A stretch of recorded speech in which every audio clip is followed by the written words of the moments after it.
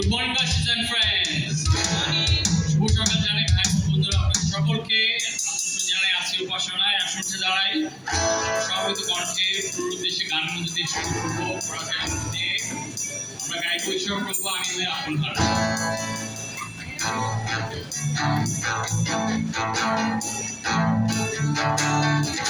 ঈশ্বর আমি হয়ে আপন হারা দেখি যত অভিশাপ যারা তারা বিদ্যুৎ ঝড়ে গোরা করে খোদা অবশুভরাস্ত তাই আমার প্রাণ সদা তোমারই তুমি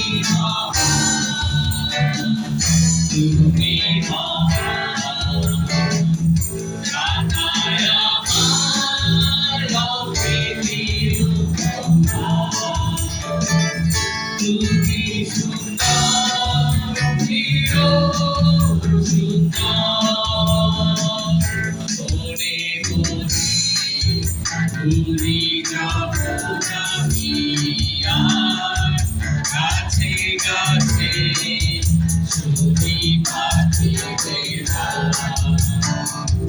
বিরাট ধরা শব্দ মধুর মালা হবে সুশীল আমার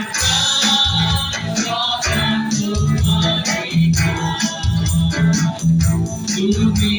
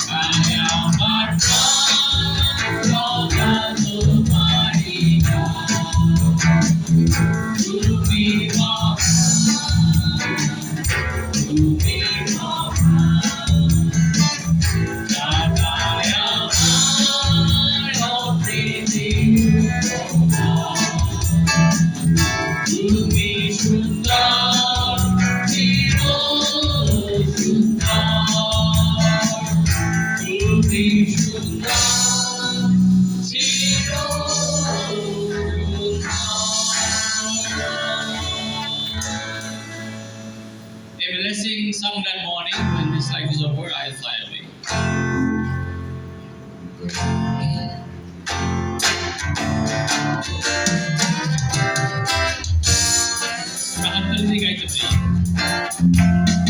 Come back morning when this life is over, I'll fly away. To our home on God's electric road.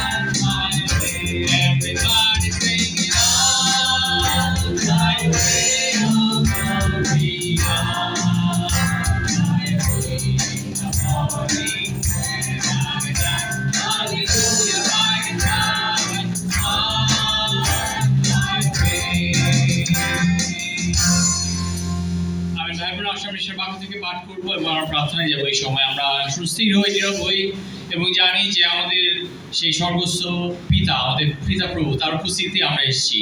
তিনি আমাদের জীবনের পরিচালনাকারী, তিনি আমাদের জীবনের ঈশ্বর, আমরা আমাদের জীবনের ঈশ্বর নই।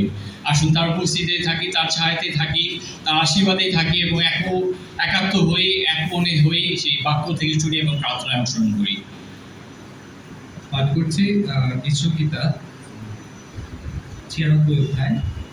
তোমরা সদাপ্রভুর উদ্দেশ্যে নতুন গান গাও, পৃথিবীর সব লোক তোমরা সদাপ্রভুর উদ্দেশ্যে গান করো।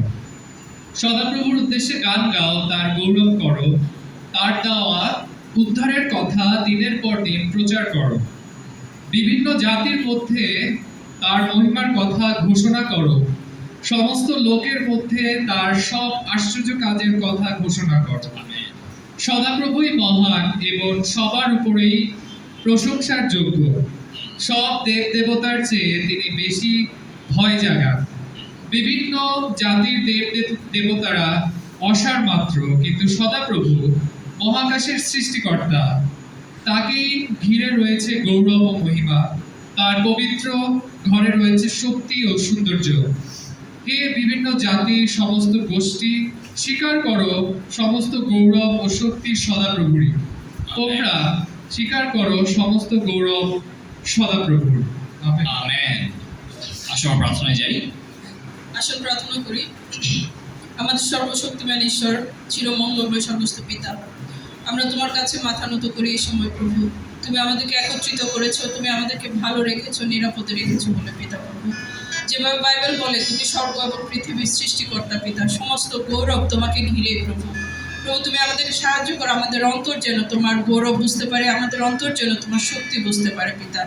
প্রভু, অনেক কিছু আমাদেরকে প্রভু পিছু টেনে রাখে, অনেক কিছু আমাদেরকে অশান্ত করে পিতা, অনেক কিছু আমাদেরকে বোঝাগ্রস্ত করে। আমাদেরকে সাহায্য করো বুঝতে যে তুমি সমস্ত কিছু বহন করার ক্ষমতা রাখো পিতা প্রভু, এবং আমাদের অন্তরকে হালকা করতে তুমি সাহায্য করো। আমরা যেন সমস্ত সে কষ্ট, সমস্ত বোঝা তোমার হাতে তুলে দিয়ে নিজেকে প্রভু সেই শান্ত করতে পারি এবং তোমার গৌরবে আমরা যেন নিজেকে ব্যবহার করতে পারি। তুমি সেই মতো আমাদেরকে ব্যবহার করো প্রভু। তোমার প্রশংসা, তোমার গৌরব করি, কারণ তুমি স্বর্গমধ্য পৃথিবীর প্রভু, সমস্ত কিছু, সমস্ত কর্তৃত্ব তোমার হাতে পিতা। আমাদের ভবিষ্যৎ তুমি জানো, আমাদের অতীতে তুমি আমাদের সাথে ছিলে, তুমি আমাদের বর্তমানে আমাদের সাথে আছো প্রভু। তুমি জানো আমরা কোথায় গিয়ে দাঁড়াবো পিতা। সমস্ত কিছু তোমার কাছে খোলা এবং প্রকাশিত। সাহায্য করো আমরা যেন তোমার শক্তিকে বিশ্বাস করতে পারি, তোমার বিশালতাকে আমরা বিশ্বাস করতে পারি প্রভু।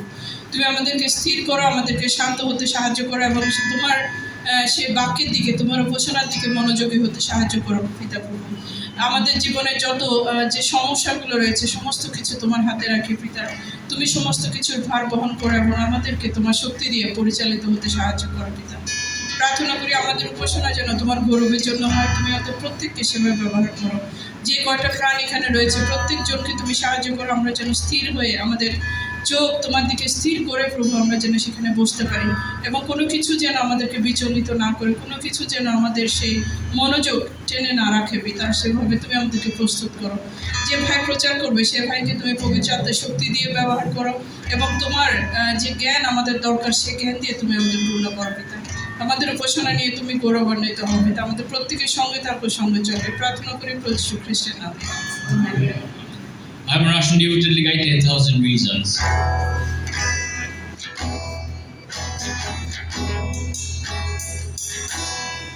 Bless the Lord, oh my soul, oh my soul, worship His holy name, sing like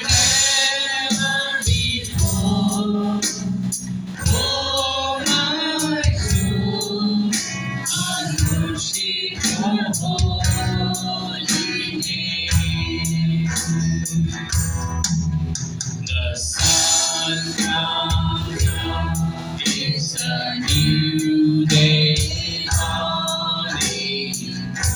It's time to sing your song.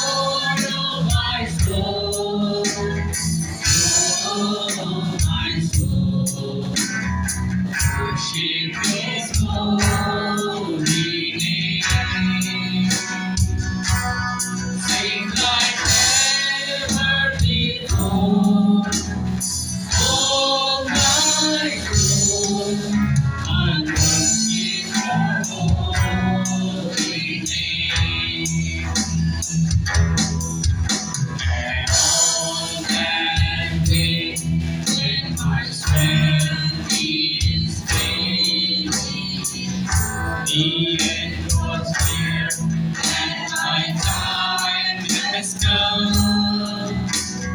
Still my soul will sing your praise, hallelujah. In 1,000 years and then forevermore. Bless the Lord, hallelujah, guys. Bless the Lord, oh my soul, oh my soul. Worship His holy name. Sing like never before. Oh my soul, I worship your holy name. Lord, I worship your holy name. Yes, I worship your holy name. Amen. আপনার নামে বলে amen. আসো আমরা গাই জয় জয় প্রভু যিশু জয়, হাতটা দিয়ে আমরা সবাই গাইব ঈশ্বর।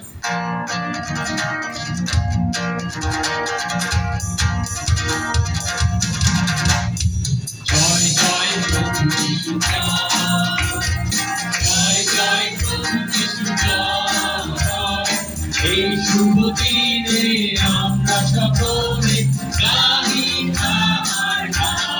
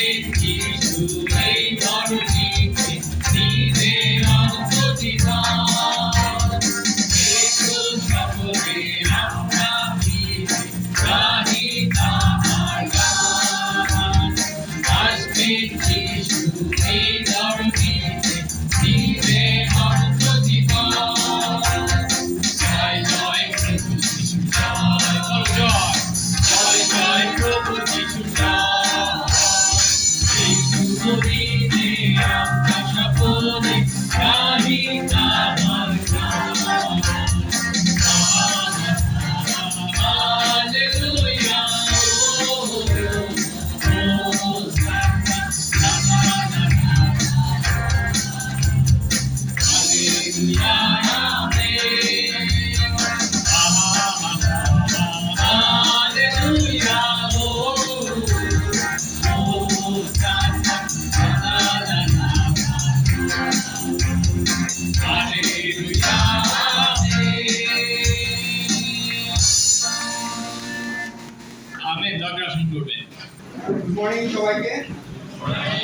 আশা করি আমরা সবাই ভালো আছি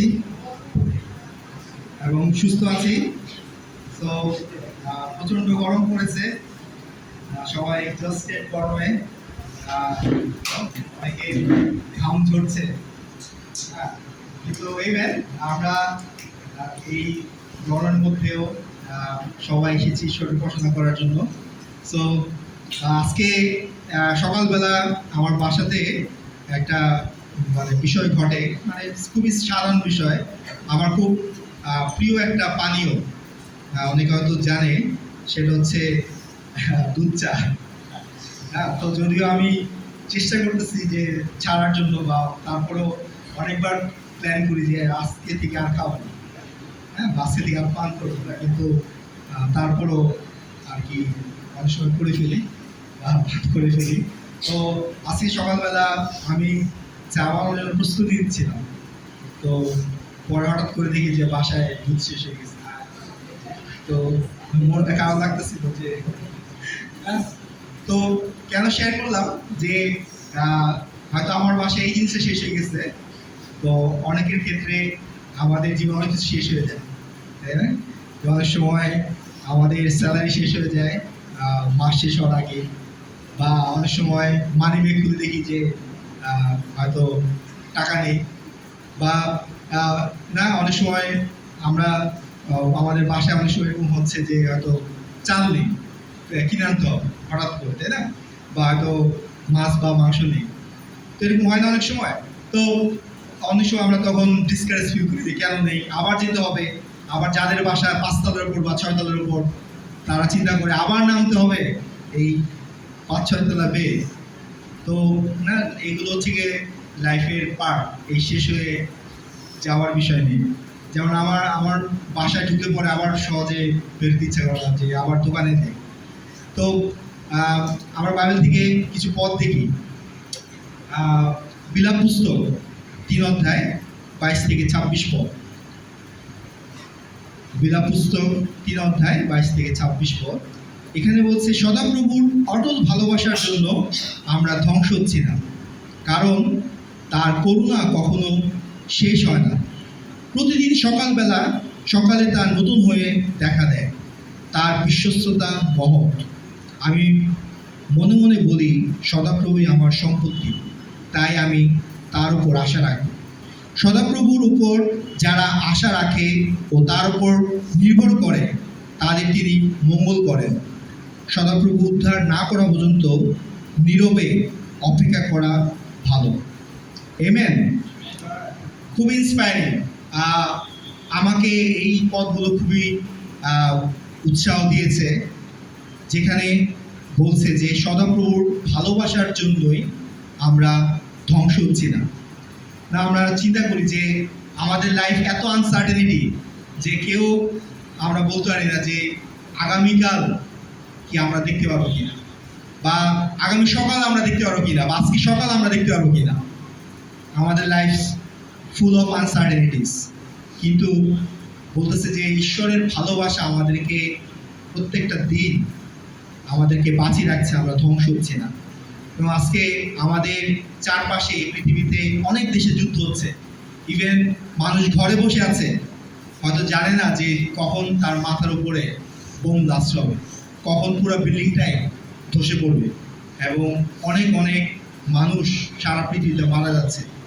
কিন্তু আমরা যদি চিন্তা করি, সেই হিসেবে আমরা অনেক অনেক সৌভাগ্যবান যে এই সকালবেলা আমরা বিভিন্ন জায়গা থেকে এখানে মিলিত হতে পেরেছি ঈশ্বরের গৌরব প্রশংসা করার জন্য, তার উপাসনা করার জন্য, এবং আমরা বেঁচে আছি। এবং চমৎকারভাবে বাইবেল বলতেছে 22 পদে যে তার করুণা কখনো শেষ হয় না, প্রতিদিন সকালে তা নতুন হয়ে দেখা দেয়। কি চমৎকার যে প্রত্যেক দিন ঈশ্বরের করুণা নতুনীকৃত হয়ে আমাদের মাঝে দেখা দেয়। প্রিয় ভাই বোন, আজকে আমরা সেই ঈশ্বরের উপাসনা করার জন্য মিলিত হয়েছি, যার করুণা শেষ হয় না, সেটা নতুনীকৃত হয় প্রত্যেকটা দিন। এবং আজকে আমরা ঈশ্বরের বাক্য থেকে শুনবো, এবং সেই আত্মিক খাবার আমরা গ্রহণ করবো ঈশ্বরের বাক্য শোনার মধ্য দিয়ে। এবং আমাদের মাঝে আমাদের ভাই জুয়েল সেই ঈশ্বরের বাক্য তুলে ধরবে আমাদের মাঝে। তো আসলে আমরা প্রার্থনার মধ্য দিয়ে আজকের আমাদের সেই উপাসনা অনুষ্ঠান আমরা শুরু করি। আসলে আমরা প্রার্থনা করি। এই স্বর্গের ঈশ্বর, তোমাকে ধন্যবাদ দিই এবং তোমাকে শুভ সকাল জানাই যে তুমি আমাদেরকে বাঁচিয়ে রেখেছো, আমাদেরকে করুণা করেছো, আমাদেরকে দয়া করেছো। বাবা, আজকে আমাদের জীবনের অনেক কিছু শেষ হয়ে যায়, অনেক কিছু ধ্বংস হয়ে যায়, কিন্তু তোমার বাক্য প্রতিজ্ঞা করে যে তোমার করুণা কখনোই শেষ হয় না এবং তা প্রত্যেক দিন সকালবেলা তা নতুনীকৃত হয়। এটা কত চমৎকার! তুমি সাহায্য করো আজকে যে আমরা সবাই মিলে এখানে উপস্থিত হয়েছি তোমার গৌরব প্রশংসা করার জন্য। তুমি আশীর্বাদ করো আমাদের আজকের এই উপাসনা অনুষ্ঠানকে, যেন আমরা সবাই হৃদয় দিয়ে তোমার গৌরব প্রশংসা করতে পারি এবং আমাদের মাঝে যে ভাই সেই জুয়েল ঈশ্বরের বাক্য তুলে ধরবে তা যেন আমাদের অন্তরকে স্পর্শ করতে পারে, আমাদের অন্তরের সেই খাবার, আত্মিক খাবার যেন মেটায়। তুমি আমাদেরকে আশীর্বাদ করো এবং পরিচালনা দান করো, এই প্রার্থনা করি প্রভু যীশু খ্রিস্টের নামে, amen.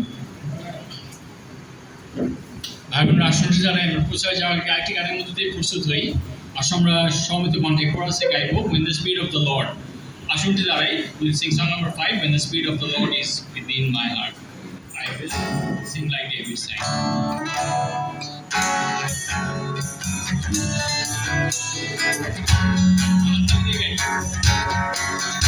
When the Spirit of the Lord is within my heart, I will sing like David sang। The Spirit of the Lord is within my heart, I will sing like David sang। I will sing, I will sing like David sang। I will sing, I will sing like David sang। The Spirit of the Lord is within my heart, I will fight like Joshua fought। The Spirit of the Lord is within my heart, I will fight like Joshua fought। I will fight, I will fight, I will fight like Joshua fought। I will fight, I will fight, I will fight like Joshua fought। The Spirit of the Lord is within my heart, I will pray like Elijah prayed। When the Spirit of the Lord is within my heart, I will pray like Elijah prayed। I will pray, I will pray, I will pray like Elijah prayed। I will pray, I will pray, I will pray like Elijah prayed। The Spirit of the Lord is within my heart, I will preach like Peter preached। When the Spirit of the Lord is within my heart, I will preach like Peter preached। I will preach, I will preach, I will preach like Peter preached। I will preach, I will preach, I will preach like Peter preached। When the Spirit of the Lord is within my heart, I will love like Jesus loved। When the Spirit of the Lord is within my heart, I will love like Jesus loved। I will love, I will love, I will love like Jesus loved। I will love, I will love, I will love like Jesus loved। Amen. Please be seated, Dr. Good morning, brothers, sisters, friends. Right, আমরা আরেকটা প্রায় 2 সপ্তাহ পরে না, আমরা আলাদা আলাদা meet করেছিলাম গত সপ্তাহে। আর এই সপ্তাহে আমরা আবার একত্রিত হয়েছি একসাথে উপাসনা করার জন্যে। আমি জানি যে একটু অনিশ্চয়তা ছিল যে আজকে আমরা মিটিং এখানে করবো কি করবো না। শেষ মুহূর্তে আমরা কয়েকজন ডিসাইড করলাম যে না, দরকার হলে আমরা এক্সট্রা মাইল যাইতে আগ্রহী, কিন্তু let's try for the best. এবং আশা করি যে আউটকাম আমরা পেয়েছি, খারাপ হয়নি। ইটস গুড দ্যাট আমরা সবাই একত্রিত হতে পেরেছি এবং ঈশ্বরের উপাসনা করার জন্যে। আমি বিশ্বাস করি আমাদের গান চমৎকার ছিল, আমরা উৎসাহিত হয়েছি, যদিও এটা গরম না, 30 চলতেছে এবং প্রায় 75-76% হিউমিডিটি, মানে প্রায় 35 ডিগ্রির মতো ফিল হচ্ছে নাকি। হ্যাঁ, সো যদি ফ্যানটা বন্ধ হয়ে যায়, এখন কারেন্টটা চলে যায়, চিন্তা করেন কি হবে। হ্যাঁ, আমরা ফ্যানের মধ্যে দাঁড়ায়ও ঘামতেছি। সো অবশ্যই গত কয়েকদিন ধরে আমরা ঘরেও এই অবস্থা, সব জায়গায় এই অবস্থা। হ্যাঁ, ইভেন ফিট থাকাটা একটা চ্যালেঞ্জ হয়ে দাঁড়াইছে না। কেউ কেউ বলতেছে যে এবার হবে সুপার এল নিনো, মানে এটা কি জিনিস হয়তো অনেকে আমি জানি না বুঝেন কিনা, আমার বুঝতে অনেক সময় লাগছে। হ্যাঁ, যে সূর্যের সাথে কানেক্টেড, সূর্যের সাথে প্রশান্ত মহাসাগরের একটা পানি গরম হয়, এটাকে বলা হয় এল নিনো এবং লা নিনো, এবং এটা গত 200 বছরের বা 150 বছরের ভিতরে সবচেয়ে বেশি হচ্ছে এবার। তার মানে আমরা খুব শুকনা বা খরার মধ্যে দিয়ে যাব, এবং ইউরোপ আমেরিকা বর্ষা বা বন্যার মধ্যে দিয়ে যাবে। সো এটাই আর কি ভবিষ্যৎবাণী। সো লেটস সি, মানে ঈশ্বর আসলে কি করে। যে অবস্থায় থাকি না কেন, আমরা সুস্থ থাকাটা আমাদের জন্য চ্যালেঞ্জ। তো এই সময় আমি আপনাদেরকে উৎসাহ দিই, যেটা চমৎকার, যে আমরা প্রতি সপ্তাহের মতো ঈশ্বরের আরাধনা করার জন্য এখানে উপস্থিত হয়েছি। গত মাসে আমার মনে আছে, আমি একটা প্যাসেজ থেকে শেয়ার করতেছিলাম, প্রেরিত থেকে, পৌলের একটা ঘটনা থেকে, এবং আমি এত বেশ শেয়ার করতেছিলাম আমার পার্সোনাল লাইফ থেকে আমার এক্সপিরিয়েন্স বিশ্বাসের পথ চলার পথে।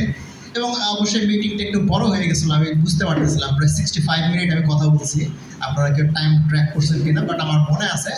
এবং তার মধ্যে মোটামুটি 35 মিনিট হয়তো প্রচার বাকিটা ছিল শেয়ারিং। তো এইবারও শেয়ার করব, কিন্তু অত বড় সময় নেব না আশা করি। সো আমি আরও কম সময় নেব। ইনফ্যাক্ট আজকে আমার পয়েন্টের প্যাসেজে মাত্র পয়েন্ট 2টো। হ্যাঁ, এবং দেখব যে আসলে ঈশ্বর কিভাবে আমাদেরকে সেভ করে বা রক্ষা করে। হ্যাঁ, সো কেন এই টপিকটা আমি চুজ করতে চাই, আপনি চিন্তা করেন আপনি কোথায় নিরাপদ। আপনি কোথায় নিরাপদ? এমন কোথাও কি আছে যে আপনি নিরাপদ? ইনফ্যাক্ট আপনি চিন্তা করে দেখেন, আপনি কোথাও নিরাপদ না, ইভেন আপনার ঘরেও না। হ্যাঁ, আমি বলবো আপনি ঘরেও নিরাপদ না। আমি কেন এই কথাটা বললাম, আমরা অনেক সময় চিন্তা করি ঘর হচ্ছে আমাদের একটা নিরাপদ জায়গা, যেখানে আমি আমার মতো হইতে পারি। হ্যাঁ, I can be like myself, like something like that, মানে হু ইউ আর।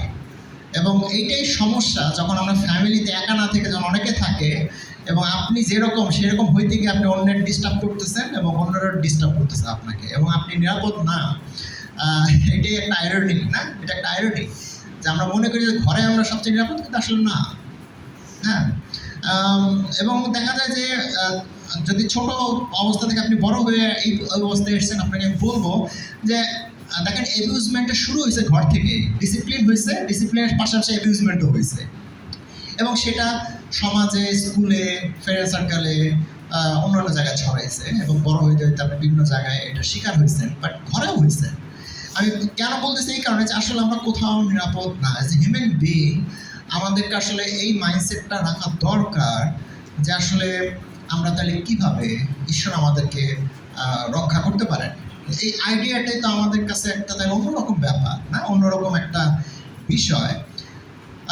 আমরা দেখবো আজকে এরকম একটা ঘটনা, যে প্রেরিত পৌলের বিষয়, এবং তিনি বিপদে পড়তে যাচ্ছেন, কিন্তু ঈশ্বর তাকে কিভাবে রক্ষা করতেছেন, এবং এখান থেকে আমরাও শিখবো যে ঈশ্বর আমাদেরকেও কিভাবে রক্ষা করেন বা তার প্রতিশ্রুতিগুলো কি। প্রেরিত 23 অধ্যায়, এবং 23 অধ্যায় আমি 12 থেকে পড়বো, বেশ বড় প্যাসেজ পুরোটাই। 23 অধ্যায় 12 থেকে 35। হ্যাঁ, তো আমরা এই গল্পটা একটু চিন্তা করি, একটা ভিভিড ঘটনা হ্যাঁ চলতেছে, পড়লে পর খুব বোঝা যায়। এখানে বলতেছে 23 অধ্যায় 12 থেকে, পরদিন সকালবেলা জিহুদীরা একটা ষড়যন্ত্র করল এবং পৌলকে মেরে না ফেলা পর্যন্ত কিছুই খাবে না বলে শপথ করল। 40 জনেরও বেশি লোক এই ষড়যন্ত্র করল। তারা প্রধান পুরোহিতদের ও জিহুদি বৃদ্ধ নেতাদের কাছে গিয়ে বলল, পৌলকে মেরে না ফেলা পর্যন্ত কিছুই খাবো না বলে আমরা কঠিন শপথ করেছি। এখন আপনারা ও মহাসভার লোকেরা এই ব্যাপারে আরো ভালো করে তদন্ত করবার অজুহাতে পৌলকে আপনাদের সামনে আনবার জন্য প্রধান সেনাপতির কাছে খবর পাঠান। সে এখানে পৌঁছাবার আগে আমরা তাকে শেষ করে ফেলবার জন্য প্রস্তুত হয়ে রইলাম। কিন্তু পৌলের বোনের ছেলে এই ষড়যন্ত্রের কথা শুনতে পেয়ে সেনানিবাসে গেল এবং পৌলকে সেই খবর জানালো। তখন পৌল একজন শতপতিকে ডেকে বললেন, এই যুবককে প্রধান সেনাপতির কাছে নিয়ে যান, তার কাছে এর কিছু বলবার আছে। তখন সেই শতপতি সেই যুবককে নিয়ে প্রধান সেনাপতির কাছে গিয়ে বললেন, বন্দী পৌল আমাকে ডেকে পাঠিয়ে এই যুবককে আপনার কাছে নিয়ে আসতে বলল, কারণ আপনার কাছে তার নাকি কিছু বলবার আছে। প্রধান সেনাপতি তখন সেই যুবকের হাত ধরে একপাশে নিয়ে গিয়ে বললেন, আমাকে তুমি কি বলতে চাও? সেই যুবক বলল, জিহুদীরা ঠিক করেছে পৌলের বিষয়ে আরো ভালো করে খবর নেবার অজুহাতে তারা আগামীকাল মহাসভার সামনে নিয়ে যাবার জন্য আপনাকে অনুরোধ করবে। আপনি তাদের কথায় রাজি হবেন না, কারণ 40 জনেরও বেশি লোক লুকিয়ে থেকে পৌলের জন্য অপেক্ষা করে আছে। পৌলকে খুন না করা পর্যন্ত এই লোকেরা কিছু খাবে না বলে শপথ করেছে। তারা প্রস্তুত হয়ে এখন কেবল আপনার রাজি হবার অপেক্ষায় আছে। প্রধান সেনাপতি সেই যুবককে বিদায় করবার সময় এই আদেশ দিলেন, এই কথা যে তুমি আমাকে জানিয়েছ তা কাউকে বলো না। পরে প্রধান সেনাপতি তার 2 জন শতপতিকে ডেকে বললেন, 200 সাধারণ সৈন্য, 70 জন ঘোড়সওয়ার সৈন্য ও 200 বর্ষাধারী সৈন্যকে আজ রাত 9টার সময় কৈশরিয়াতে যাওয়ার জন্য প্রস্তুত রাখো, আর পৌলের জন্য ঘোড়ার ব্যবস্থা করো, যাতে তাকে নিরাপদে প্রধান শাসনকর্তা ফিলিক্সের কাছে নিয়ে যাওয়া যায়। প্রধান সেনাপতি এই চিঠি লিখলেন, আমি ক্লোদিও লুসিও মহান শাসনকর্তা ফিলিক্সের কাছে এই চিঠি লিখছি, আমার শুভেচ্ছা গ্রহণ করুন। জিহুদীরা এই লোকটিকে ধরে প্রায় খুন করে ফেলেছিল, কিন্তু আমি আমার সৈন্যদের নিয়ে গিয়ে তাকে উদ্ধার করে এনেছি, কারণ আমি জানতে পারলাম সে একজন রোমীয়। পরে আমি জানতে চাইলাম কেন লোকেরা তাকে দোষী করছে, সেই জন্য তাদের মহাসভার কাছে আমি তাকে নিয়ে গেলাম। আমি বুঝতে পারলাম যে তাদের ধর্মের আইন কানুনের বিষয় নিয়ে তারা তাকে দোষী করছে, কিন্তু মারবার বা জেলে যাবার মতো এমন কোনো দোষ তার নেই। যখন আমি জানতে পারলাম লোকেরা এই লোকটির বিরুদ্ধে ষড়যন্ত্র করছে, তখনই আমি তাকে আপনার কাছে পাঠালাম। যারা তাকে দোষী করছে তাদেরও আমি আদেশ দিলাম যেন তারা এর দোষের বিষয়ে আপনার কাছে বলে। তখন সৈন্যরা প্রধান সেনাপতির আদেশ মতো পৌলকে রাতের বেলা তাদের সঙ্গে করে আন্তিপাত্রি শহর পর্যন্ত নিয়ে গেল। পরের দিন তারা ঘোড়সওয়ার সৈন্যদের সঙ্গে পৌলকে পাঠিয়ে দিয়ে সেনানিবাসে ফিরে গেল। ঘোড়সওয়ার সৈন্যরা কৈশরিয়াতে পৌঁছে চিঠিখানা ও পৌলকে প্রধান শাসনকর্তার হাতে দিল। প্রধান শাসনকর্তা চিঠিখানা পড়ে পৌল কোন জায়গার লোক তা জিজ্ঞাসা করলেন। পৌল যে কিলিকিয়া প্রদেশের লোক সেই কথা জানতে পেরে তিনি বললেন, তোমাকে যারা দোষী করেছে তারা এখানে পৌঁছালে পর আমি তাদের কথা শুনবো। পরে তিনি রাজা হেরোদের বাড়ির হেফাজতে পৌলকে পাহারা দিয়ে রাখতে বললেন। আমেন। সো ভাই বোনেরা, কি মনে হয় ঘটনাটার বেশ কয়েকটা টার্নিং পয়েন্ট আছে, একটা খুব ক্লাইম্যাক্স চলতেছে এই ঘটনায়। হ্যাঁ, পৌলকে একটা গ্যান্টানাম থেকে বাঁচিয়ে এক জায়গায় রাখা হয়েছে এবং তারা ষড়যন্ত্র করছে, এটা হচ্ছে জেলেট। হ্যাঁ, এবং এই জেলেটরা সিদ্ধান্ত নিছে যে পৌলকে আমরা মেরে ফেলবো, এবং সেই ঘটনা তার পৌলের বোনের ছেলে জানছে এবং পৌলকে জানাইছে, সেনাপতিকে জানাইছে, এবং সেনাপতি তাকে বাঁচাবার ব্যবস্থা করছে এবং তাকে অন্য জায়গায় পাঠাই দিয়েছে। হ্যাঁ, এবং পৌল রক্ষা পেয়েছেন। তো ঘটনাতে যদি চিন্তা করেন যে 40 জন তাকে মারার চেষ্টা করতেছে এবং ঈশ্বর তাকে বাঁচানোর জন্য এই সেনাপতিকে বোনের ঘটনার ইনসিডেন্টও ঘটছে এবং প্রায় 470 জন রক্ষাকারী মানে সৈনিক দেওয়া তাকে পাহারা দিয়ে নিরাপদ জায়গায় সরে যাওয়ার ব্যবস্থা করেছে। Isn't it great? এটা কি চমৎকার একটা বিষয় না? হ্যাঁ, অনেক সময় মনে হইতে পারে যে এটা একটা ইনসিডেন্ট, মানে একটা লাক, আউট অফ লাক। হ্যাঁ, অনেক সময় আমাদের ঘটনা মনে হয় যে এটা একটা লাক মনে হয়, কিন্তু আসলে কি তাই? আমরা চিন্তা করি, আমার যে প্রথম যে বিষয়টা আমি দৃষ্টি দিতে চাই যে মানুষের এই পৌলের এই মিজারি বা এই ঝামেলার কারণটা কি। প্রথম যে জিনিসটা সেটা হচ্ছে যে আমাদের জীবনে ট্রায়ালস অ্যান্ড অপোজিশন, এই দুটো জিনিস, হ্যাঁ, ট্রায়ালস অ্যান্ড অপোজিশন থাকবে। হ্যাঁ, there will be trials and opposition. মানে আমাদের বিচার এবং বিরোধিতা, হ্যাঁ, বিচার এবং বিরোধিতা থাকবে আমাদের জীবনে। তাহলে এখানে কেউ আসলে এই বিচার এবং বিরোধিতা থেকে বাইরে নয়। হ্যাঁ, আপনি বা আমি কেউ বিচার এবং বিরোধিতা থেকে বাইরে নয়। এবং চিন্তা করেন যে আমরা নিজেদের বিষয়ে চিন্তা করতে পারি। আমরা চিন্তা করি যে আমি ঈশ্বরের পথে আছি, ঈশ্বরের মতো জীবনযাপন করার চেষ্টা করতেছি, আমি কারো আশেপাশে নাই, কারো গায়ের উপর পরে কারো কিছু করতেছি না, ঝামেলা করতেছি না, আমি শান্তিতে বসবাস করার চেষ্টা করে যাচ্ছি। হ্যাঁ, এবং কিন্তু আমি শান্তিতে থাকতে পারতেছি না।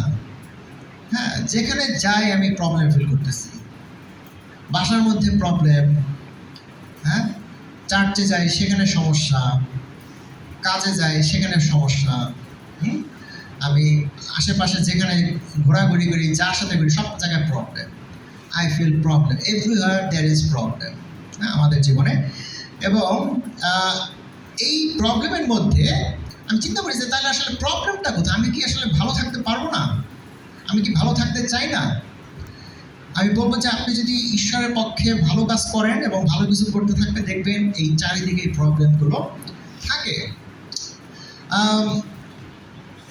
আপনি বিভিন্ন ধরনের আপনার পিছনে কথা বলবে লোক, পাশে কথা বলবে, আপনার সামনে কথা বলবে, আপনার বিষয়ে কথা বলবে, আপনার অনুপস্থিতিতে হবে কথা, বিভিন্ন রকমের কথা চলতে থাকবে, গসিপ, হ্যাঁ, বুলিং যেটা আমরা বলি, যদি অন্য রকমের না হয়ে থাকে, সরাসরি কনফ্রন্টেশনও হইতে পারে, তর্কাতর্কি, ঝগড়াঝাটি, মারধর, সেখানেও হইতে পারে, হাতাহাতি, হ্যাঁ, বিভিন্ন রকমের প্রবলেম থাকতে পারে। চিন্তা করেন তো এই প্রবলেমগুলোতে যখন আমরা যাই, যখন একটা দলগতভাবে আমরা কোথাও কমিউনিটিতে একত্রিত হই, তখনই কিন্তু প্রবলেম হওয়ার সম্ভাবনাটা খুবই বেশি। হ্যাঁ, আমি জানি না, আজকে হঠাৎ করে সকালে যখন উঠছি তখন একটা মেসেজ আমার কাছে পপ করছে, কোনো একটা ফেসবুকের একটা পোস্ট। সেখানে দেখতেছিলাম যে যুক্তরাষ্ট্রের মানে সরকার ব্যবস্থা কীভাবে স্ট্রাকচার, একজন গবেষণা করছে আমেরিকান, সে বলতেছে টিচিং হয়ে থাকে, ট্রাফিক্স হয়ে থাকে, সেখানে দেখলাম যে প্রায় 5-6টা ভাগে বিভক্ত তাদের ক্ষমতা, বিকেন্দ্রীকরণ, শুধু একা প্রেসিডেন্টের হাতে সব ক্ষমতা না। সো সেটা কীভাবে কাজ করে 13টা স্টেটকে নিয়ে একবারে। সো মানে জটিল, মানে সমস্যাটা as a team work, as a group. So চিন্তা করতেছিলাম যে আমাদের চার্চও বর্তমানে এই অবস্থার ভিত্তিতে আমরা যাচ্ছি। আমরা কোনো প্রেসিডেন্ট নাই। হ্যাঁ, এখানে আমরা আছে, একটা টিম ওয়ার্ক চলতেছে, গ্রুপ ওয়ার্ক চলতেছে, এবং তার একটা ক্ষমতা আছে, একটা লিমিটেশনস আছে প্রত্যেকেরই, এবং এই গ্রুপটা এইভাবেই কার্যকর হয়, এইভাবেই চলে। This is style. হ্যাঁ, এটাকে ডেমোক্রেসি বলে না, বাট এটাকে ওরা বলতেছে ল বা নিয়ম দ্বারা পরিচালিত ব্যবস্থা। হ্যাঁ, সো রিপাবলিকান যেটা বলে সেটা হচ্ছে নিয়ম দ্বারা প্রচলিত ব্যবস্থা, গণতন্ত্র না। সো কিন্তু গণতন্ত্রের কিছু ভাগ আছে, সেখানে পার্ট আছে, কিন্তু পুরো জিনিসটা চলে নিয়ম দ্বারা। তো এই যে আইডেন্টিটি না, এই কনসেপ্ট, এগুলো কোত্থেকে আসছে? হ্যাঁ, আপনি চিন্তা করেন যে আসলে আমরা যখন কিছু করি, আমাদের মণ্ডলীতে বা ঈশ্বরের জন্য কিছু যখন আমরা করার মনোভাব রাখি, হ্যাঁ, এটাকে আমরা বলি গড সেন্ট্রিক। আর যখন আমরা নিজের জন্য, নিজের ভালোর জন্য, নিজের মহিমার জন্য, নিজেকে দেখানোর জন্য কিছু করি, তখন এটা হচ্ছে সেলফ সেন্ট্রিক, মানে সেলফিশ, সেলফ সেন্টার। হ্যাঁ, প্রবলেমটা হয় তখনই যখন আমরা সেলফ সেন্টার হয়ে উঠি, নিজের বিষয়ে বেশি কনসার্ন হয়ে উঠি, তখনই আসলে কনফ্লিক্টের সূত্রপাত হয়, টানাটানি হয়। হ্যাঁ, হার্ট ফিলিংস, হ্যাঁ, রিকনসিলিয়েশন না করা, হ্যাঁ, ফরগিভ না করা, নিজেকে গুটায় রাখা। সো এরকম কিছু প্রবলেমের বিষয়। আমি জানি না আপনারা এই ধরনের সিচুয়েশনের মধ্যে যাচ্ছেন কিনা বা যান কিনা। রাইট। সো আমার ফ্যামিলিতে যেমন আমি বয়স বাড়তেছে না, 40+ 45+ আমরা ফ্যামিলি মেম্বাররা সবাই। সো আমি রিসেন্টলি খুঁজতেছিলাম যে আসলে কেন হিউম্যান নেচার, মানে এই সময়টাতে আমার হঠাৎ করে মনে হচ্ছিল যে হঠাৎ করে যেন কিছু কিছু জিনিস চেঞ্জ হচ্ছে আমার চারপাশে। মানে হোয়াই ইজ দ্যাট? পরে আমি বুঝতে পারলাম যে এখানে মানে ইটস ন্যাচারাল যে আমরা 45 থেকে 55 এই বয়সের মধ্যে আমাদের পরিবর্তন আসে আমাদের লাইফে। হ্যাঁ, আমাদের লাইফের আগে যে মানুষ আমরা চুপ করে থাকতাম, কথাবার্তা ফিল্টার করে বলতাম, এড়াই যেতাম, বললে শুনতাম, এগুলো আর হয় না এই বয়সের পরে। এই বয়সের পরে ঠিক অপোজিট হয়,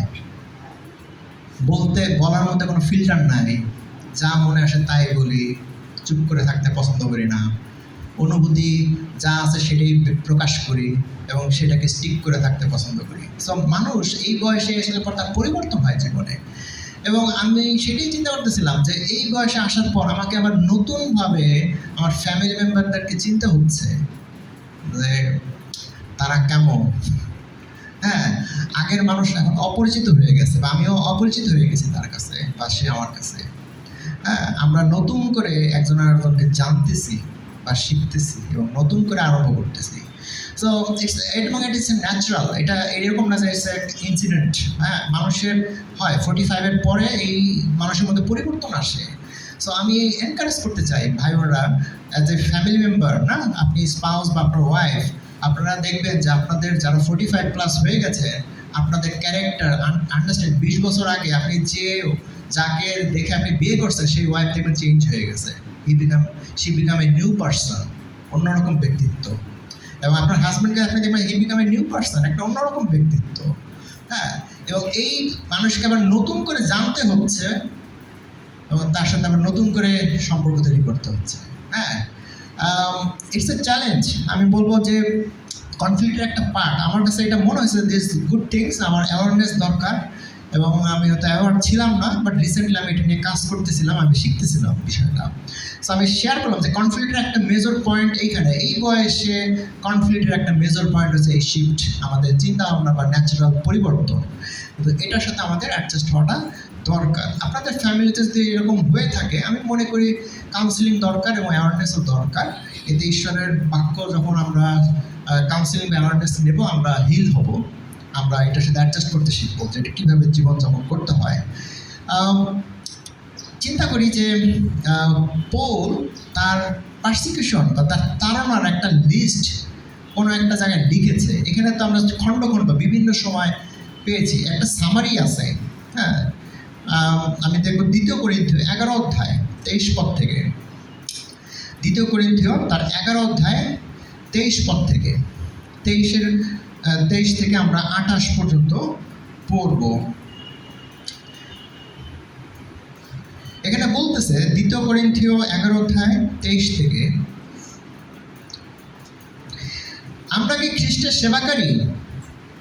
আমি আরো বেশি করে তাই। মনে রেখো, তারা কি খ্রিস্টের সেবাকারী? আমি আরো বেশি করে তাই। মনে রেখো, আমি মাথা খারাপ লোকের মতো কথা বলছি। খ্রিস্টের সেবা করতে গিয়ে আমি তাদের চেয়ে অনেক বেশি পরিশ্রম করেছি, আরও অনেকবার জেল কেটেছি, আরও অনেকবার মার খেয়েছি, অনেকবার মৃত্যুর মুখে পড়েছি। জিহুদীদের হাতে 5 বার আমি 39 ঘা চাবুক খেয়েছি।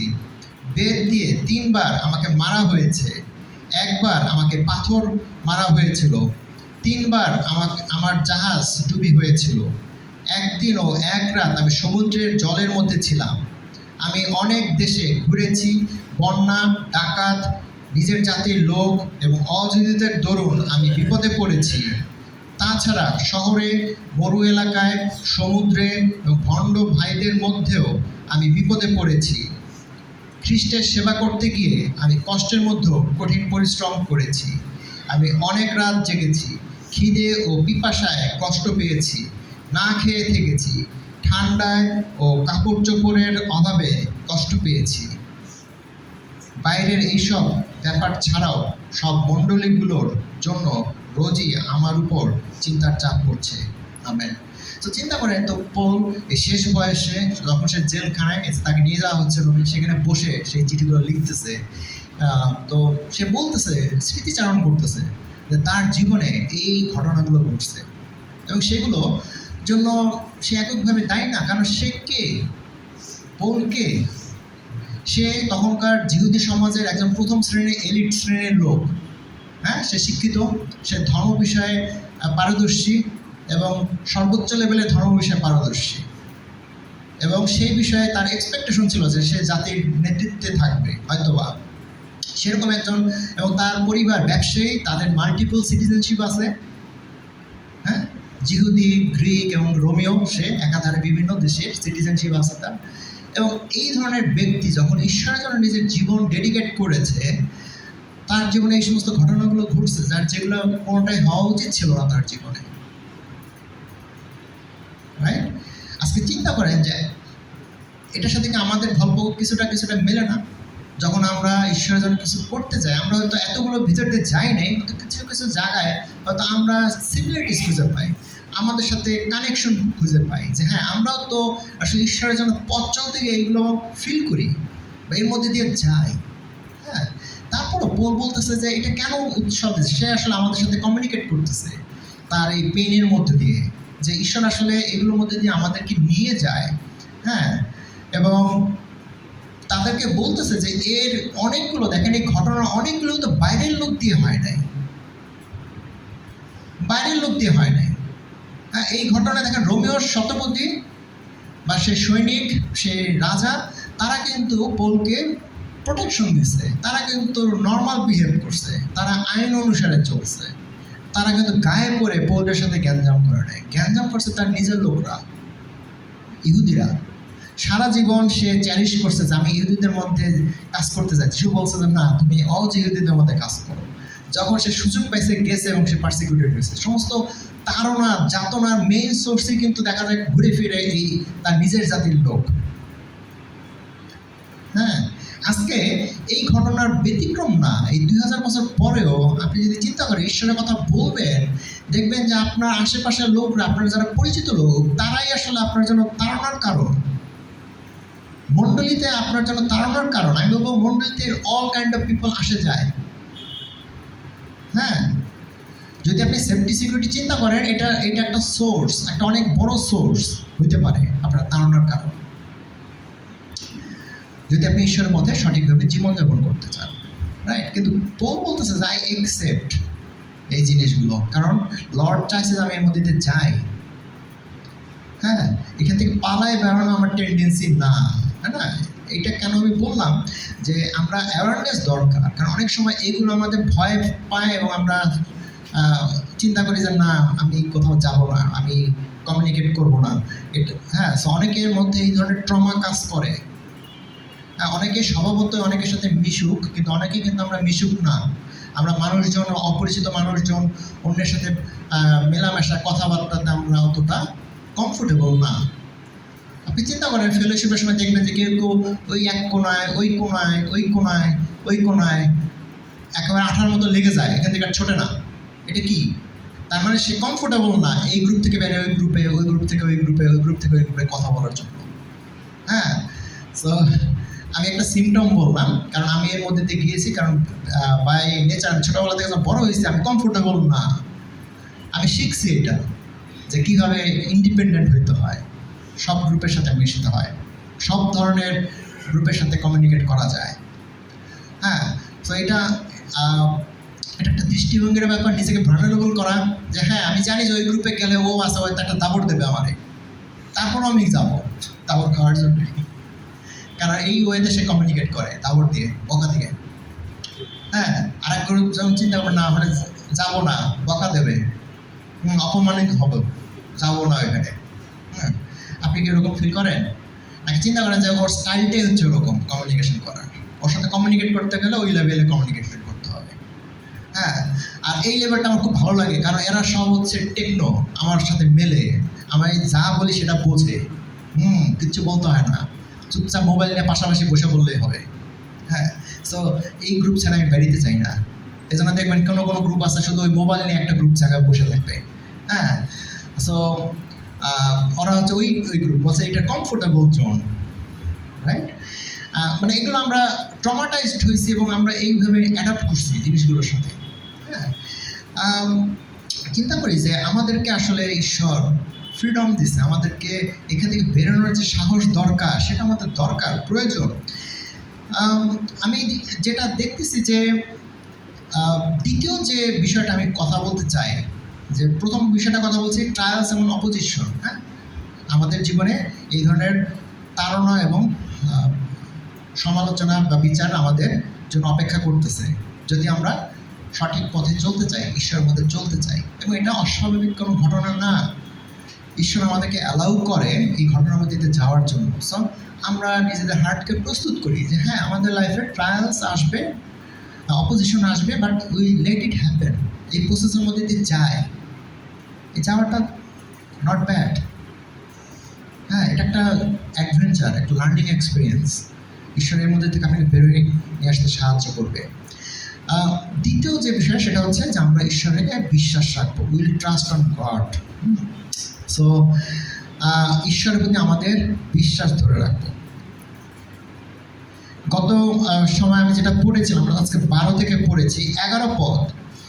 11 পদের একটা চমৎকার বিষয় আছে যেখানে ঈশ্বর প্রমিস করছে পৌলের কাছে। প্রমিসটা প্রেরিত 23 অধ্যায় 11 পদ। পরদিন রাতে প্রভু পৌলের কাছে দাঁড়িয়ে বললেন, সাহসী হও, জেরুজালেমে যেমন তুমি আমার বিষয়ে সাক্ষ্য দিয়েছ সেইভাবে রোমেও তোমাকে সাক্ষ্য দিতে হবে। অলরেডি ঈশ্বর প্রমিস করছে, তাকে কমফোর্ট দিছে, বলছে যে কিচ্ছু হবে না এখানে সমস্যায়, তুমি সাহসী হও, তোমাকে আমি রোমে নিয়ে যাব, রোমে গিয়ে সম্রাটের সামনে তোমার কথা বলতে হবে। ওইটার জন্য preparation now, let's ready for that. তারপরের পদে আজকে যেটা পড়লাম, তারপরের পদে কি আরম্ভ হলো? 12 পদে, পরদিন সকালবেলা জিহুদীরা একটা ষড়যন্ত্র করলো এবং পৌলকে মেরে না ফেলা পর্যন্ত কিছুই খাবে না বলে শপথ করলো। মানে হোয়াট এ কন্ট্রাস্ট! ঈশ্বর প্রমিস করছে তোমার কিচ্ছু হবে না, আর ওদিকে তার নিজের জাতির লোকরা চিন্তা করছে আমি মেরে ফেলতে হবে এখনই এই রাতে। হ্যাঁ, এবং এই ঘটনা তার বোনের ছেলে এসে তাকে বলে গেছে। চিন্তা করেন তো পৌলের অবস্থা কি তখন, সে কোনটা বিশ্বাস করবে? ঈশ্বর তার অন্তরে আত্মায় যে কথা বলছে সেই কথা বা ভীষণ দিচ্ছে সেই কথায় সে বিশ্বাস করবে, নাকি তার বোনের ছেলে যা বলছে সেটাতে বিশ্বাস করবে? সে হয়তো বলতে পারতো যে না, তুমি বলছো ঠিক আছে ভাইগনা, মামা ভাইগনার কথা চলতেছে, হ্যাঁ ভাইগনা ঠিক আছে, আমার মনে হয় সমস্যা নাই, ঈশ্বর আমাকে বাঁচাবে, তুমি যাও, বাসায় চলে যাও। আমরা যদি চিন্তা করি যে সে কি ওরকম ফিল করছে, অথবা চিন্তা করেন যে সেই ছেলেটাকে যখন সে সেনাপতির কাছে পাঠাইছে ভাইগনাকে, এবং সে গিয়ে বলছে, সেনাপতি বলতে পারে তুমি তো বালক, তুমি কি বলতেছো, হ্যাঁ যাও, এই সমস্ত গল্প থেকে শুনছো, বাসায় চলে যাও। হয়তো তাকে তিরস্কার করতে পারতো, আবার সিরিয়াসলি না নিয়ে হাসি মস্করা করতে পারতো, কত কিছু তো হইতে পারতো, কত আনসার্টেনিটি। না, পৌলও চিন্তা করতেছে আসলে কি হবে, আমি যা ভীষণ পাইছি সেটা হবে, নাকি যেটা মনে হচ্ছে এখন হচ্ছে প্র্যাকটিক্যালি এটা হবে, হ্যাঁ কি হবে? চিন্তা করেন তো, পৌল ওই সময় কিসের ট্রাস্ট করছে? সে ঈশ্বরের ট্রাস্ট করছে। হ্যাঁ, যদিও ট্রাস্ট এরকম না যে ঈশ্বর আমাকে যা বলছে এটাই হবে, আমি এছাড়া আর কিচ্ছু হবে না জীবনে, কিন্তু সেটা যে কখন হবে সেটা তো বলে নাই। হ্যাঁ, আমি রোমে যাইতে হবে, কিন্তু কবে যাব সেটা কিন্তু বলে নাই। হ্যাঁ, অনেক সময় আমরা আমাদের এক্সপেকটেশন ইজ গুড, ঈশ্বরের প্রমিস আমাদের জন্য গুড, কিন্তু এটা কবে হবে, কিভাবে হবে, সেই টাইম লাইন কিন্তু বলে দেয় না ঈশ্বর। এই টাইম লাইনের মধ্যে দিয়ে আমরা যাই, এবং যেহেতু আমরা ভবিষ্যৎ দেখি না, তো আমাদেরকে এর মধ্যে দিয়ে বিশ্বাস নিয়ে আগাই যেতে হয় সেই ভবিষ্যতের জন্য, যেটা প্রতিশ্রুতি দেওয়া হয়েছে, সেই প্রতিশ্রুতির পথে এগিয়ে যাওয়ার ব্যাপারে। তো আসলে এখানে আমরা আরও দু একটা পথ দেখি ঈশ্বরের যে প্রতিশ্রুতি, এটা কীরকম। হিতোপদেশ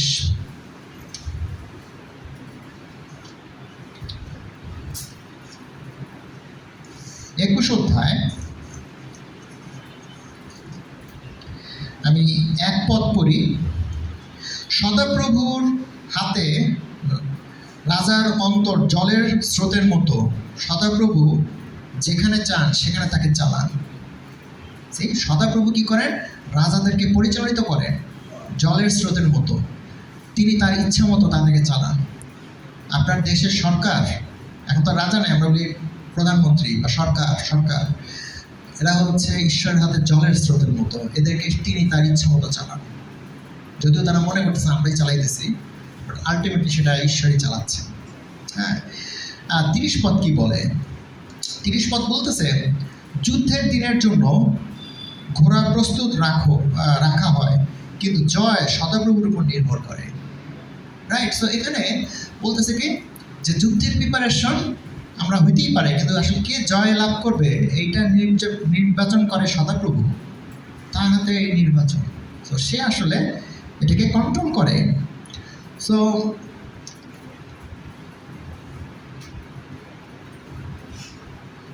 আমাদেরকে মনে রাখতো আমাদের এই জার্নি ঈশ্বরের পথে চললে যে সবসময় আপস মানে ভালো হবে এরকম না, ইট অলওয়েজ ডাউন অলসো। এটাও অ্যাকসেপ্ট করা উচিত যে সে আমাদের ডাউন হইতেও দেয়, পড়ে যেতেও দেয়। সো সেটাও আমাদের অ্যাকসেপ্ট করার মনোভাব রাখা দরকার। আমাদের জীবনে আপস বা উপরের দিকে ওঠার যেমন অভিজ্ঞতা আছে, আর পড়ে যাওয়ারও অভিজ্ঞতা আছে। আমরা গীত সংহিতা থেকে দেখি, গীত সংহিতা 2 অধ্যায় আমি পড়ি 1 থেকে 4। কেন অস্থির হয়ে চেঁচামেচি করছো সমস্ত জাতির লোক? কেন লোকেরা মিছামিছি ষড়যন্ত্র করছে? সদাপ্রভু ও তার মসিহের বিরুদ্ধে পৃথিবীর রাজারা একসঙ্গে দাঁড়াচ্ছে, আর শাসনকর্তারা করছে গোপন বৈঠক। তারা বলছে, এসো আমরা ভেঙে ফেলি ওদের শিকল, ছিঁড়ে ফেলি ওদের বাঁধন আমাদের উপর থেকে। সদাপ্রভু স্বর্গের সিংহাসন থেকে হাসছেন, তিনি তাদের বিদ্রুপ করছেন। রাইট? যারা সদাপ্রভুর বিরুদ্ধে, তার পরিকল্পনার বিরুদ্ধে পরিকল্পনা করতেছে, তারা বলতেছে আমরা শেষ করে ফেলি তাদের, আর ওদিকে সদাপ্রভু হাসতেছে তাদের এই পরিকল্পনা দেখে। হ্যাঁ, বিদ্রুপ করতেছে। সো অর্থাৎ এটা আমাদেরকে বুঝতে আইডিয়া দিতে পারে যে আসলে সদাপ্রভুর নিয়ন্ত্রণটা কীরকম। আমরা গীত সংহিতাতে আরও একটা পদ দেখি, যিশায়াতে 54 অধ্যায় 17 পদ। 54 অধ্যায় 17 পদ। তোমার বিরুদ্ধে তৈরি করা কোনো অস্ত্রই টিকবে না। তোমাকে দোষী করা প্রত্যেকটি লোকের যুক্তি খণ্ডন করে তুমি তাদের দোষী করবে। এই হলো সদাপ্রভুর দাসের অধিকার আর তাদের উপযুক্ত পাওনা। অর্থাৎ সদাপ্রভু আমাদেরকে রক্ষা করবেন। এটা একটা প্রতিশ্রুতি, তার লোকদের জন্য সে দাঁড়াবেন। হ্যাঁ, তাদেরকে তিনি রক্ষা করবেন, সে আমাদেরকে রক্ষা করবেন। কিন্তু বলে নাই যে আমাদের জীবনে বিপদ আসবে না, আসবে। আমাদের জীবনে পতন আসবে, আমাদের জীবনে উত্থান থাকবে, পতন থাকবে, ভালো সময় খারাপ সময় থাকবে, কিন্তু আসলে সদাপ্রভু পাশে থাকবে। কারণ কি, ঈশ্বরের এই ক্যারেক্টার সম্পর্কে আমাদের খ্রিস্টান কমিউনিটিতে বিভিন্ন ধরনের ধারণা আছে। অনেকে মনে করে যে সদাপ্রভু শুধু সৃষ্টিকর্তা, আমাদের জীবনে মাথা ঘামায় না। আরেকজন বলে যে হ্যাঁ, সে মাথা ঘামায়, মানে সে খুব বেসিক মানে কমন জিনিসগুলোর প্রতি সে কম থাকে, আমার ব্যক্তিগত বিষয়ে হয়তো সে মাথা ঘামায় না। কেউ বলে যে হ্যাঁ, সে যেহেতু সদাপ্রভু পবিত্র, সে আমার মন্দতার বিষয়ে তার কোনো নিয়ন্ত্রণ নাই, এটা হচ্ছে আমার। হ্যাঁ, বিভিন্ন ধরনের আইডিয়া। এটা ঠিক যে মানুষের একটা স্বাধীন ইচ্ছা আছে, এবং স্বাধীন ইচ্ছা থেকেই আসলে এই মন্দতার জন্ম হয়েছে, এটা হয়। কিন্তু চিন্তা করেন তো, তারপরেও যখন আমরা এই মন্দতায়, তাহলে কি সদাপ্রভু সায় আছে? অনেকের সময় প্রশ্ন হয়, যখন কোনো ক্যাটাস্ট্রফি, কোনো দুর্ঘটনা, কোনো মন্দ জিনিস আপনার জীবনে ঘটে, এই সময় ঈশ্বরের গুডনেস নিয়ে আপনার প্রশ্ন জাগে না? যে ঈশ্বর কীভাবে এটা হইতে দিল, কীভাবে এটা হইল, ঈশ্বর কীভাবে আমার জীবনে এরকম সর্বনাশ ডেকে আনলো, প্রবলেম ডেকে আনলো। অনেক সময় আমরা ব্লেম করি আমাদের ঈশ্বরকে, যে ঈশ্বর তুমি তো আসলে আমি বুঝি না, তুমি কি আসলে আমার পাশে আছো কিনা। অনেক সময় যখন আমরা খারাপ সিচুয়েশনে যাই, আমরা আসলে ওই ট্রাস্টটা রাখতে পারি না ঈশ্বরের উপরে। চিন্তা করেন তো, আসলে তাহলে ঈশ্বর যদি ভালোর ঈশ্বর হয়, তাহলে মন্দতা ঈশ্বর কীভাবে টলারেট করে? হ্যাঁ, ঈশ্বর যদিও আমাদেরকে স্বাধীন ইচ্ছা দিয়েছে, কিন্তু বাইবেল এটাও বলে যে ঈশ্বর আসলে মন্দতাকে, এগুলোকে সে প্রতিরোধ না করলেও এটাকে এমনভাবে গাইড করে যাতে সার্বিকভাবে তার যে উদ্দেশ্য, যাতে সেটা সফল হয়। হ্যাঁ, এইখানে ঠিক এরকম একটা ঘটনাই ঘটতেছে। যদিও সদাপ্রভুর ইচ্ছা পলকে নিয়ে সে রোমে যাবে, আলটিমেটলি তার জীবনে অনেক মন্দ হওয়ার ঘটনা আসতেছে, এবং এই মন্দতাকে ঈশ্বর এইভাবে গাইড করতেছে ব্যাকগ্রাউন্ডে থেকে, যে আসলে তার লক্ষ্য কিন্তু ঠিকই অর্জন হবে, কিন্তু বিভিন্ন মন্দতার মধ্যে দিয়ে, বিভিন্ন ধরনের পারসিকিউশন তাড়ানোর মধ্যে দিয়ে পৌঁছ যাবে, কিন্তু সে তার লক্ষ্যে ঠিকই নিয়ে যাবে। হয়তো পল চিন্তা করতে পারতো, আমাকে তো ঈশ্বর যেভাবে প্রতিশ্রুতি দিয়েছে সেইভাবে সুন্দরভাবে নিয়ে যেতে পারতো, এখান থেকে যে জায়গায় পাঠাবে সেখানে, এবং সেখান থেকে জাহাজে করে একদম রোমে চলে যাবো। কিন্তু জাহাজে যাইতে গিয়ে তো ঘটনা হবে, হ্যাঁ, জাহাজ ডুবে এই সে অনেক ঘটনা আসতেছে সামনে। তো আজকে চিন্তা করি যে ঈশ্বর আসলে সব কিছুকে নিয়ন্ত্রণ করে। ইফিসীয় শেষ একটা পদ দেখি এখানে, ইফিসীয়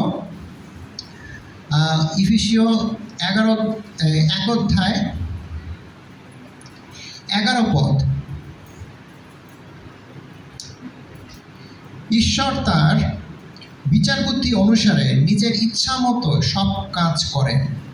তার উদ্দেশ্য অনুসারে তিনি আগে যা ঠিক করে রেখেছিলেন সেই মতো খ্রিস্টের মধ্য দিয়ে তার নিজের লোক হবার জন্য তিনি তোমাদের বেছে নিয়েছেন। সো আলটিমেটলি ঈশ্বর তার ইচ্ছা মতো সব কাজ করবেন, এবং সব কিছু আসলে তার ইচ্ছা অনুসারেই হয়, সেইগুলোকে নিয়ন্ত্রণ করেন।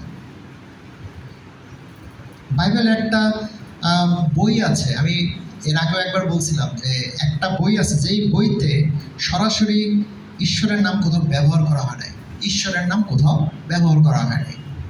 পুরাতন নিয়মের একটা বই, না অনেকে তার নামটা জানি, আর আগেও আমি বলেছি, সেটা হচ্ছে ইস্টার, হ্যাঁ, বুক অফ ইস্টার বই। হ্যাঁ, এই ঘটনাতে একজন রানীর কথা বলা হয়েছে যে আসলে ইসরায়েল জাতিকে বিপদের হাত থেকে বাঁচাইছে, যাতে ধ্বংস না হয়ে যায় ইসরায়েল জাতি। কিন্তু চিন্তা করেন, ওই বইটা যখন আপনি পড়বেন আপনার কাছে মনে হবে যে পুরো বইতে আসলে ঈশ্বর এই রানীকে এবং তার পালক পিতা এবং যে সমস্ত অন্যায়কারীরা তাদের পিছনে ঈশ্বর কীভাবে নিয়ন্ত্রণ করছে, সব কিছু বিপদের মধ্যে থেকে তাদেরকে বের করে নিয়ে গেছে সুন্দরভাবে। যদিও তার কথা লেখা নাই, কিন্তু সে ব্যাকগ্রাউন্ডে ঠিকই কাজ করছে। হ্যাঁ, তো এটা একটা গল্প, এমন একটা স্টোরি, এমন একটা ঐতিহাসিক ফ্যাক্ট যে এই ফ্যাক্টটা আমরা বুঝতে পারি যে ঈশ্বর আসলে কীভাবে কাজ করে। বাইবেল যা বলে আসলে ট্রু। অনেক সময় আমরা ঈশ্বরকে দেখি না সারফেসে কোথাও, কিন্তু আলটিমেটলি গড ইজ এভরিওয়্যার। সে আসলে কন্ট্রোল করতেছে তার ইচ্ছা অনুসারে। সো আসুন আমরা বিশ্বাস ধরে রাখি, যখন আমাদের জীবনে মন্দ কিছু হচ্ছে তখনও আমরা ঈশ্বরের উপরে আমাদের বিশ্বাস ধরি। এটাই হচ্ছে আমাদের জন্য সবচাইতে গুরুত্বপূর্ণ জিনিস। তো আমি শেষ করতে চাই এটাই বলে যে আমাদের ঈশ্বর হচ্ছে সার্বভৌম, হ্যাঁ, সে নিয়ন্ত্রণকারী, সে ভালোবাসার ঈশ্বর, সে কেয়ারিং গড, এবং সে আমাদের বিপদে, আমাদের দুর্বলতায় আমাদের জন্য সাহায্য প্রদান করে, সাহায্যকারী পাঠান, সাহায্যের ব্যবস্থা করে। কিন্তু এটা আপনি বা আমার স্বাধীনতা যে আমি সাহায্যটা নেব কিনা, আমি কি সে সাহায্যের পথে হাঁটবো কিনা, আমি কি চেঞ্জ হবো কিনা, আমি কি বের হয়ে আসবো কিনা, আমি কি বিপদ থেকে নিজেকে বের করে নিয়ে আসবো কিনা। হ্যাঁ, আমাদের আসলে সেই পথে হাঁটতে হবে, সেই দৃষ্টি রাখতে হবে। আমি চিন্তা করছিলাম যে ঈশ্বর এইভাবে সাহায্য করবো, ঈশ্বর কিন্তু অন্যভাবে আপনাকে সাহায্য পাঠাইছে। যদি আপনার সেই দৃষ্টি না থাকে তাহলে সেই সাহায্য আপনি মিস করতে পারেন। সো আসুন আমরা সেই সাহায্য নেই ঈশ্বরের কাছ থেকে। ঈশ্বর আমাদেরকে রক্ষা করুক এবং আমরা তার সাহায্যের পথে হাঁটি। হ্যাঁ, ঈশ্বর আমাদেরকে সবাইকে আশীর্বাদ করুক। আমেন।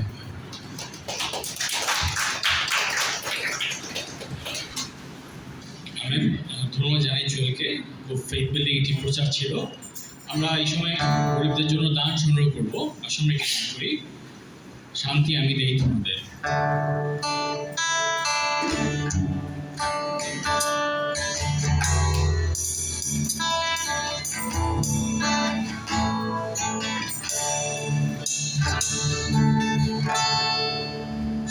শান্তি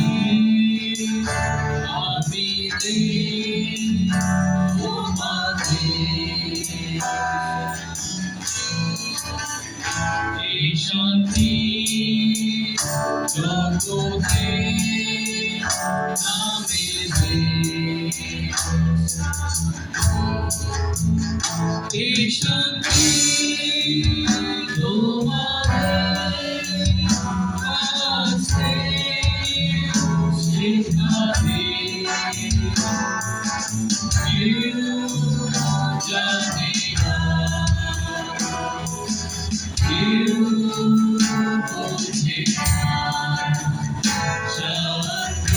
আমি তোমাকে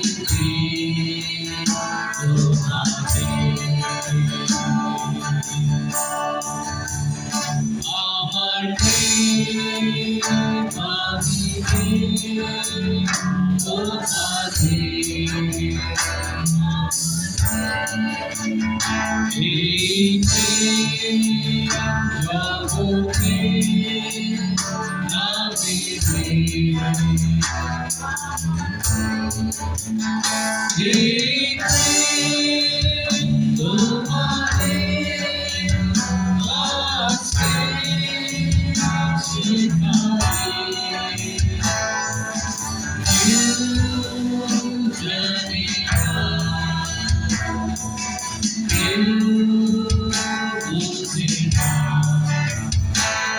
আমার প্রেম আমি তোমাকে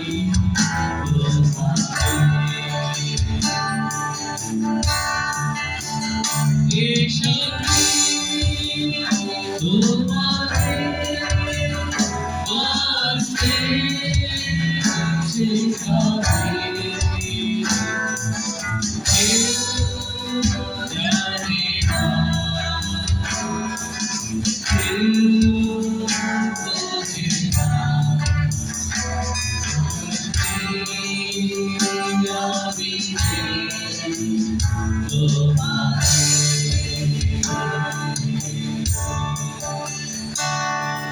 আমি এখন আসুন যে দাঁড়াই আমরা শেষ গানটি গাইবো একসঙ্গে সম্মিলিত কণ্ঠে আসুন গাই। প্রভুর ধন্যবাদ ধন্যবাদ ধন্যবাদ ধন্যবাদ করো আমরা হাততালি দিয়ে গাইতে পারি।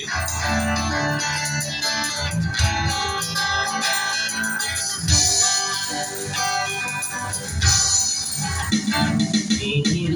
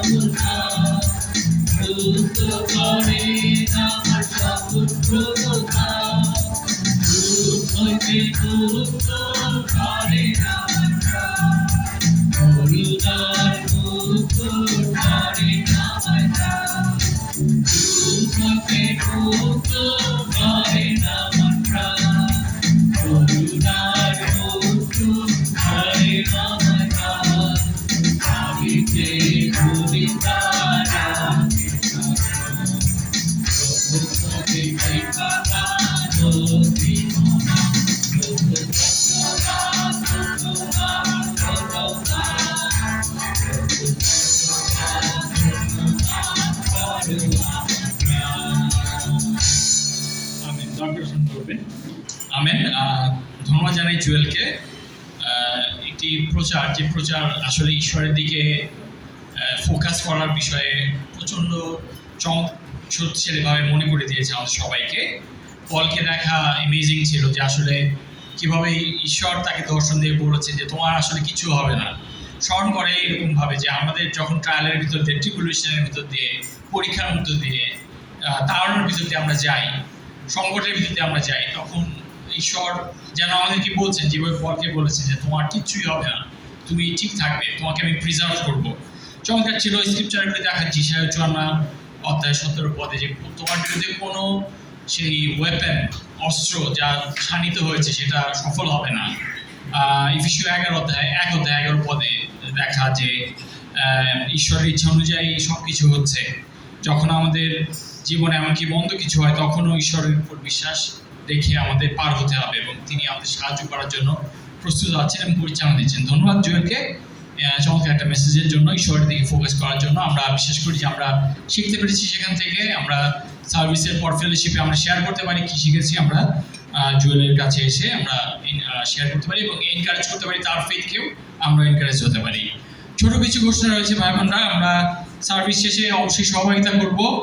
আমরা সেই কিছু হালকা নাস্তা রয়েছে সেগুলো খাবো এবং ঠিক 12টার সময় মণ্ডলীর যারা সেই সেবাকারী রয়েছেন, সার্ভেন্টস অথবা লিডার যেভাবেই বলি কেন আমরা, তাদের লিডার তাদের সেই মিটিং রয়েছে 12টার সময়।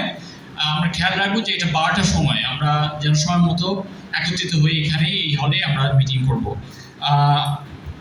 আর আরেকটি প্ল্যান হচ্ছে যে এই মাসে তৃতীয় শুক্রবারে আলাদা সার্ভিস হতে পারে ঢাকা এবং সাভার, অথবা সবাই একসাথে সাভারে হতে পারে। সেই বিষয়ে আমরা একটু মনে রাখবো যে তৃতীয় শুক্রবারের অ্যানাউন্সমেন্টটা যেন আমরা ফলো করি। আরেকটি ঘোষণা রয়েছে যে যারা ওয়ার্শিপ টিমে আছেন তাদের জন্য আমরা আগামী শুক্রবারে সার্ভিসের পরে সাউন্ড সিস্টেম সহ সাউন্ড প্র্যাকটিস করব। সো ওয়ার্শিপ টিমে যারা আছেন, ইনস্ট্রুমেন্ট প্লেয়ার এবং সবাই সিঙ্গার এবং যারা আগ্রহী সেই ওয়ার্শিপে কন্ট্রিবিউট করতে, তাদের সবাইকে থাকতে বলা হচ্ছে। টাইমিংটা আমি জানিয়ে দিচ্ছি। আমাদের সার্ভিস শেষ হয় সাধারণত 11:25 11:30-এর দিকে এবং আমরা ফেলোশিপের জন্য সময় রাখবো 12:15 থেকে 20-এর মধ্যে আমরা শুরু করব। এখানেই খুব ম্যাক্সিমাম 12:30-টার মধ্যে আমরা শুরু করবো। আমরা 90 মিনিট সময় নেব, 1.5 ঘন্টার মতো সময় নেব। 2টা পর্যন্ত আমরা প্র্যাকটিস করবো, এরপরে লাঞ্চ সার্ভ করা হবে। আমরা যারা থাকবো তাদের সবার জন্য লাঞ্চ থাকবে। বিশেষভাবে এনকারেজ করা হচ্ছে প্রি টিন এবং টিনদেরকে, যেমন জোয়ানা, জেচেল, অর্ক, জেনিসা, এদেরকে আমি তাদের বাবা মাদেরকে এনকারেজ করবো, প্লিজ আপনাদের সেই বাচ্চাদেরকে বা ইনভলভ করেন, তাদেরকে একটু রিমাইন্ড করেন। আমি হয়তো আবার রিমাইন্ডার দেবো গ্রুপেও, তাদেরকে ইনভলভ করতে চাই আমরা, তারাও যেন পার্টিসিপেট করতে পারে। সো আমি এনকারেজ করবো যে আমাদের প্ল্যানটার একটু নোট নিতে এবং মনে রাখতে আগামী শুক্রবার এই প্ল্যানটা রয়েছে এবং আমরা যদি ড্রপ করার কীভাবে ব্যাক করবে বাচ্চারা বা কীভাবে আমরা একটু প্ল্যান করতে পারি, এক্সাইটেড থাকতে পারি যেন এই গ্রুপটা আসলে আমরা ইয়াংদের দিয়েও ফিল আপ করতে পারি এবং এই গ্রুপটা ঈশ্বরকে কন্টিনিউ করে গ্লোরিফাই করতে।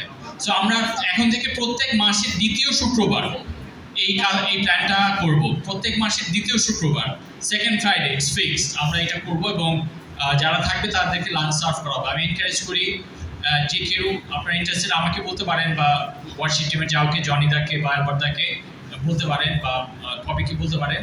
Let's make it happen. আসলে আমরা প্রার্থনা করে শেষ করি। হ্যাঁ, আর মনে করে দেওয়া হচ্ছে যে আমরা একটা নতুন মাসে এসেছি, আমরা যেন আমাদের অফারিং বা কন্ট্রিবিউশন যেটাই বলি না কেন, আমরা যেন সেটা দেই, আমরা ঈশ্বরের উদ্দেশ্যে সেই দান রাখি। আসলে আমরা প্রার্থনা করি। Prayer request. ও এক্স্যাক্টলি, হ্যাঁ, আমরা অনেকেই হয়তো জানি, গ্রুপে দিয়েছে জয়া ভর্তি হচ্ছে হাসপাতালে আগামীকালকে এবং পরশুদিন তার সিজারিয়ান অপারেশন হওয়ার কথা। আমরা বিশেষভাবে প্রার্থনা করব যেন ঈশ্বরের আরোগ্যকারী হস্ত এখানে পরিচালনা দেয় এবং চমৎকার একটা শিশু আমরা পাই, সুস্বাস্থ্যের এবং জয়া সুস্বাস্থ্যে থাকে এবং ঈশ্বরের আশীর্বাদ আমরা যেন সবাই সেলিব্রেট করতে পারি। আসলে আমরা প্রার্থনাশীল থাকবো এই বিষয়ে। আসলে আমরা প্রার্থনার মধ্যে দিয়ে শেষ করি। চিরমঙ্গলের সমস্ত পিতা, ধন্যবাদ জানাই যে আমরা পাপী সত্ত্বেও তুমি আমাদেরকে ফেলে দাও না, দূরে ফেলে দাও না বাবা, তুমি আমাদেরকে আগলিয়ে রাখো, ধরেই রাখো বাবা। ধন্যবাদ জানাই পলের জীবনের জন্য, বারংবার তুমি তাকে ট্রায়ালের ভিতরে, ট্রিবুলেশনের ভিতরে নিয়ে গিয়েছো এবং তাকে আশ্বস্ত করেছো তোমার কিছুই হবে না, আমি তোমাকে রক্ষা করবো বাবা। এই ঘটনা তো আমাদের জীবনে পূর্ণ হয়েছে পিতা প্রভু বাবা, আমার জীবনে তুমি তা পূর্ণ করেছো, আমি সাক্ষ্য দিতে পারি পিতা প্রভু। তোমাকে ধন্যবাদ জানাই যে তোমার বাক্য আজও কার্যশীল এবং তোমার হাত আজও কার্যশীল পিতা প্রভু। তোমার হৃদয় এখনো আমাদের প্রার্থনায় মুভ করে পিতা প্রভু। তোমার এই হাত কার্যশীল থাকুক এই চার্চের উপরে পিতা প্রভু। আমাদের সমস্ত প্ল্যানের পরিকল্পনায় সহায় হও। এরপরে যে সেই সার্ভেন্টস মিটিং বা লিডার্স মিটিং রয়েছে সেখানে ব্লেস কর পিতা প্রভু। আগামী সপ্তাহের সং প্র্যাকটিসকে ব্লেস কর পিতা প্রভু। আমাদের সেই যে বোন যার জন্য প্রার্থনা করছি সে জয়া তুলে ধরি বাবা, কালকে সে হাসপাতালে ভর্তি হবে পিতা প্রভু। ডাক্তার, নার্স, পরিচর্যাকারী সমস্ত কিছু দ্বারা তুমি সেই তোমার ইচ্ছা পূরণ কর পিতার প্রভু। চমৎকার সুস্বাস্থ্যের একজন শিশুকে যেন পাই পিতার প্রভু, এবং জয় যেন সুস্বাস্থ্যে থাকে, আশীর্বাদ যেন আমরা সবাই সেলিব্রেট করতে পারি পিতার প্রভু। তোমার কাছে তুলে রাখি, তাদেরকে এই পরিবারের সহায় হও, আশীর্বাদ কর পিতার প্রভু। অসুস্থদের সুস্থ করো, বয়স্কদের সহায় হও, শিশুদের সন্তানদেরকে তোমার বিষয়ে জ্ঞান দাও, তোমার পথে পরিচালিত করো পিতার প্রভু। আমাদের মধ্যে দিয়ে কাজ করো, যারা তোমার বাক্য পড়ছে তাদেরকে তোমার বাক্য বুঝে শিশু জীবন যাপন করতে তাদের সাহায্য করো পিতার প্রভু। পাপ সকল অপরাধ ক্ষমা করো, ভুল ত্রুটি ক্ষমা করো। প্রার্থনা তোমার জন্য ডাকি, তোমার পুত্র আমাদের পিতার পরিচয় খ্রিস্টের নামে, আমেন। আসলে আমরা সহযোগিতা করি।